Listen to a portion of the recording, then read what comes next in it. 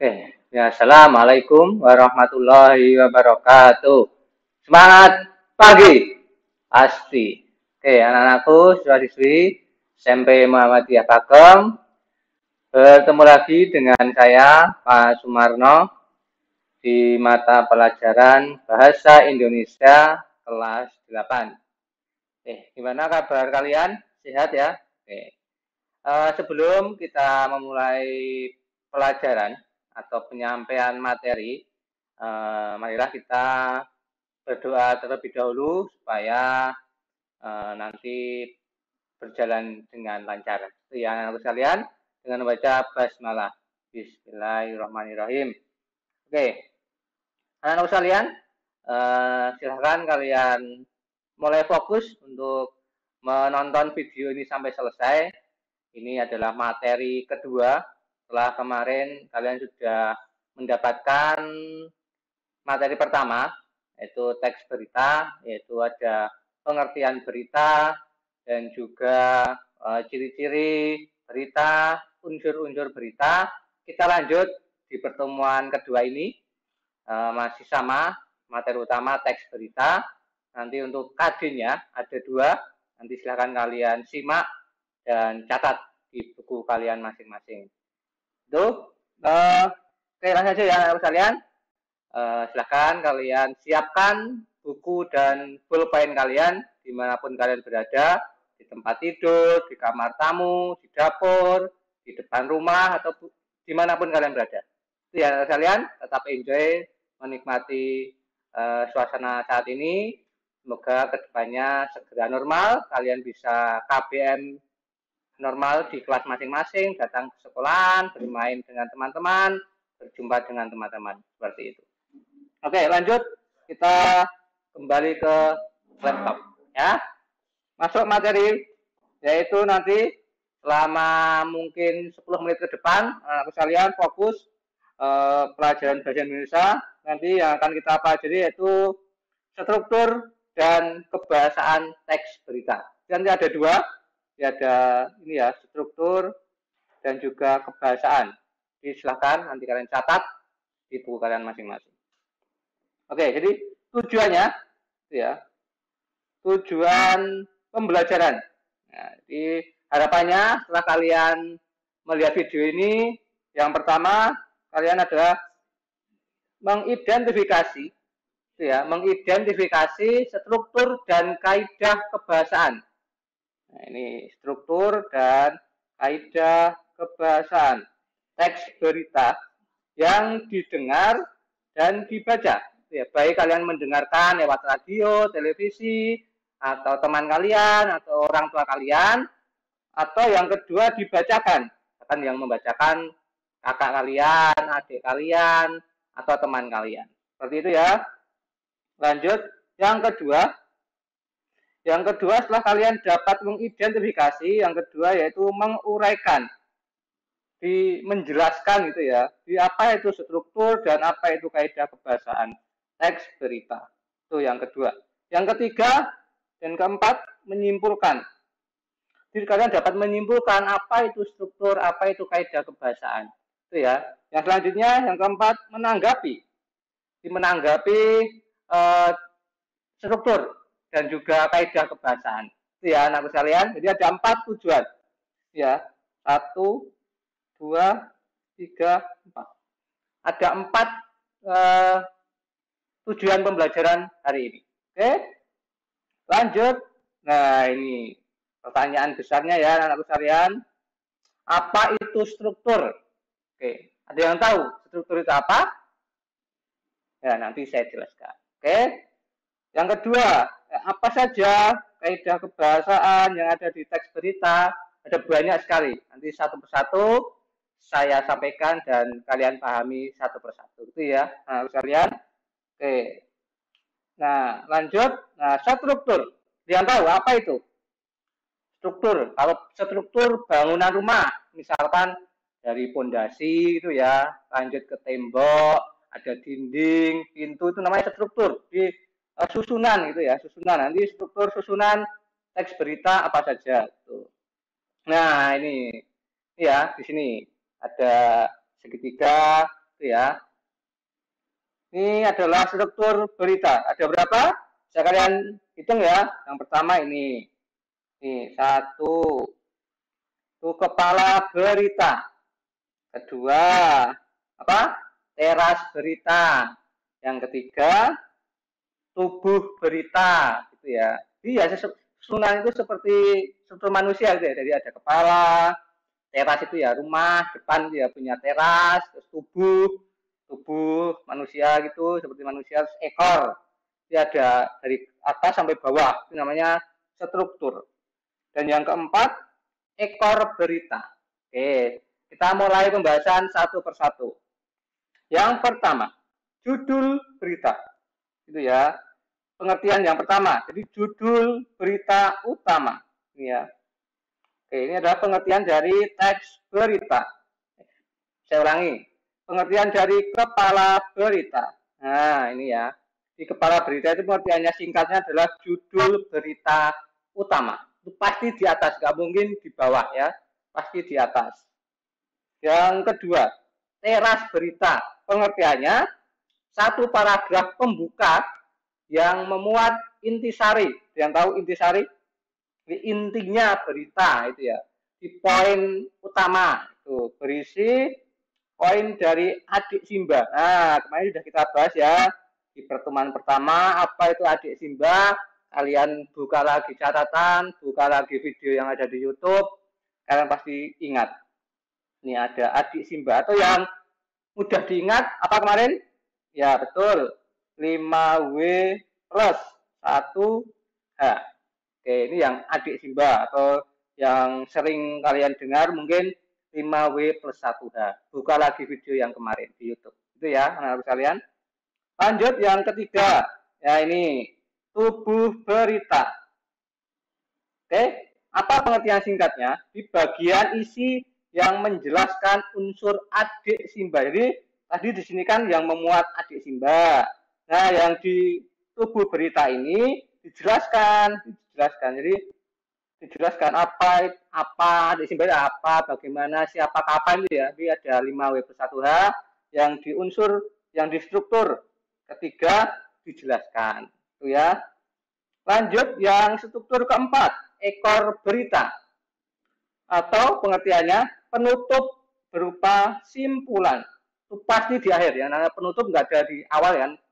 Jadi, saya ulangi lagi. Yang pertama itu kepala, di atas ya judul berita. Bawahnya itu ada teras berita.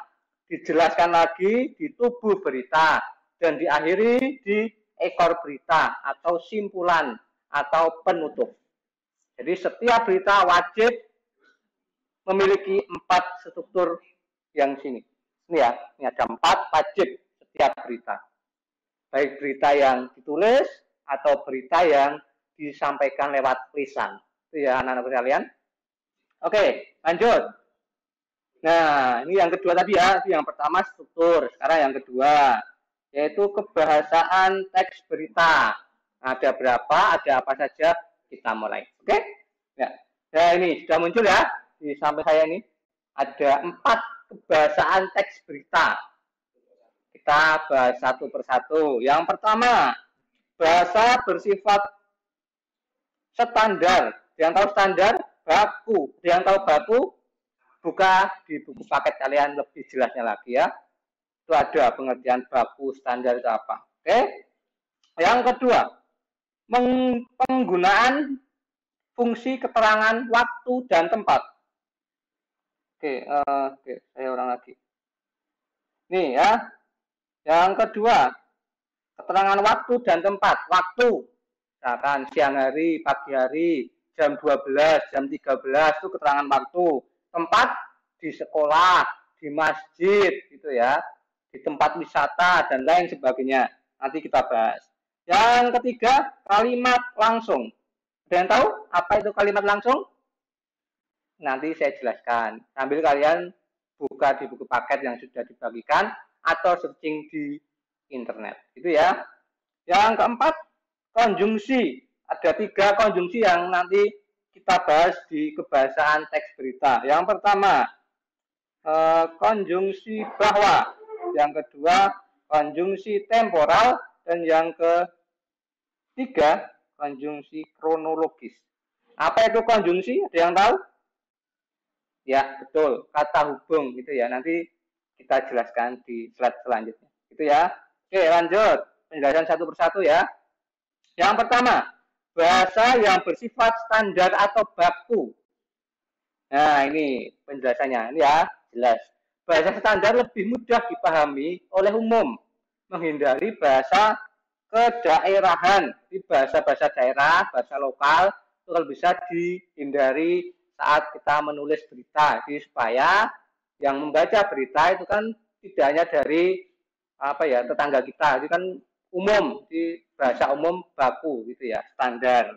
Contohnya, nah ini beberapa contoh saja yang saya tampilkan. Nanti tugas anak-anak mencari kata baku dan tidak baku yang sebanyak-banyaknya. Nanti tugas ada di Google Classroom per kelas masing-masing. Ini contoh saja.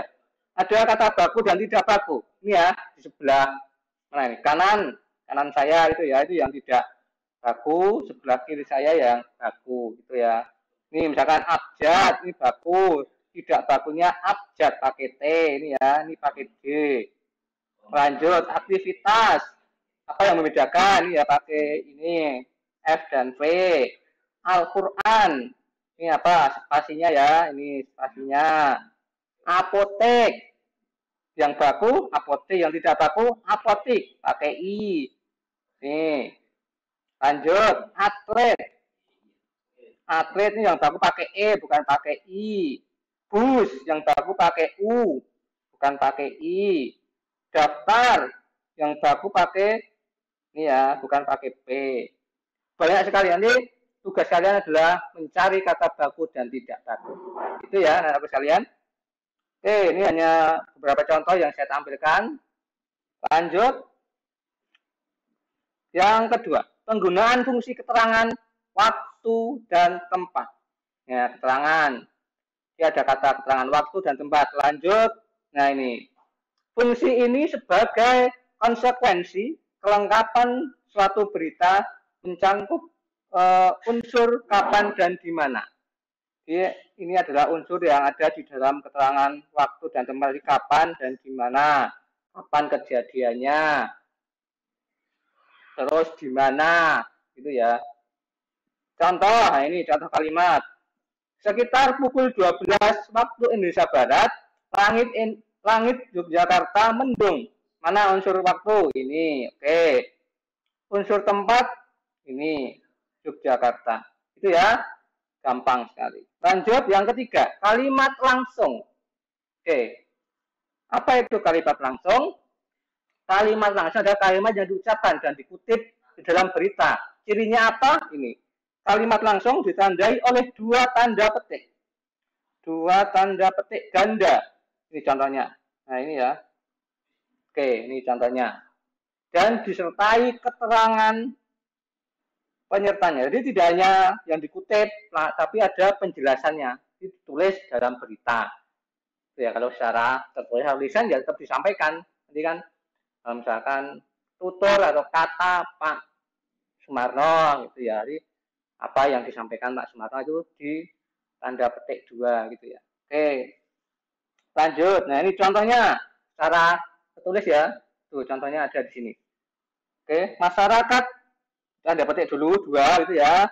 Ini masyarakat, wisatawan dan pendaki tidak diperbolehkan mendaki dan beraktivitas dalam radius 3 km dari puncak Gunung Merapi.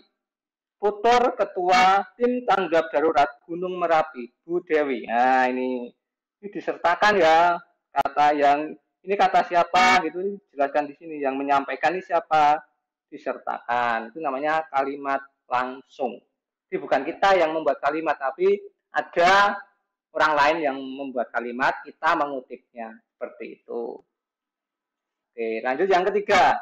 Ini adalah kebahasan yang ketiga atau keempat tadi ya. Di konjungsi ada tiga ya, konjungsi bahwa, konjungsi temporal, dan kronologis. Kita jelaskan.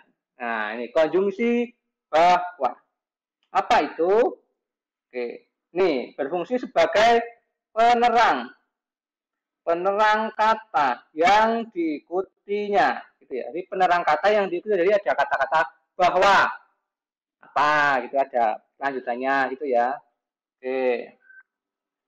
Contoh, nah ini kemenangan ini merupakan bukti sekali lagi bahwa, ini ada kata bahwa pelajar Indonesia memiliki potensi yang sangat tinggi.